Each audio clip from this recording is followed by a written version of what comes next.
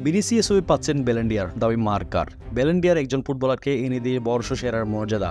এই পুরস্কার তাই যে কোনো ফুটবলারের কাছে স্বপ্ন পূরণের আরেক নাম। গত দেড় দশকের বেশিরভাগ সময় লিওনেল মেসি ও ক্রিস্টিয়ানো রোনালদোর হাতে ঘোরাফেরা করছে ব্যালন-ডি-অর। মেসি রোনালদোর বাইরে একবার করে পুরস্কারটা জিতেছেন লুকা মদ্রিচ ও করিম বেনজেমা। তবে এবার তাদের কেউ নয়, ব্যালন-ডি-অর জিততে চলেছে ভিনিসিয়াস জুনিয়র। স্প্যানিশ ক্রীড়া দৈনিক মার্কা এই দাবি করেছেন।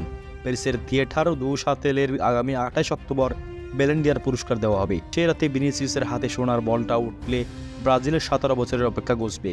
ব্রাজিলিয়ানদের মধ্যে সর্বশেষ এই পুরস্কার জিতেছিলেন রিকার্দো কাকা 2007 সালে। এসি মিলানের হয়ে অবিশ্বাস্য হয়ে এক মৌসুম কাটিয়েছিলেন তিনি। 2024 সালে ব্যালন-ডি-অরের জন্য 4 সেপ্টেম্বর 30 জনকে মনোনীত করে পুরস্কারের আয়োজন ফ্রান্স ফুটবল। তখন থেকে আলোচনায় ছিলেন রিয়াল মাদ্রিদের ব্রাজিলিয়ান উইঙ্গার ভিনিসিয়াস, আর ক্লাব সতীর্থ জুড বেলিংহাম ও ম্যানচেস্টার সিটির স্প্যানিশ মিডফিল্ডার রদ্রি।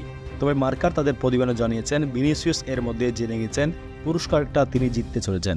ব্যালন-ডি-অর কর্তৃপক্ষ বিষয়টি বিনিকে নিশ্চিত করে তার জন্য বিশেষ সোনার বুট তৈরি করে ফেলেছে বিশ্বের শীর্ষ ক্রীড়া সামগ্রী প্রস্তুতকারক প্রতিষ্ঠান নাইকি।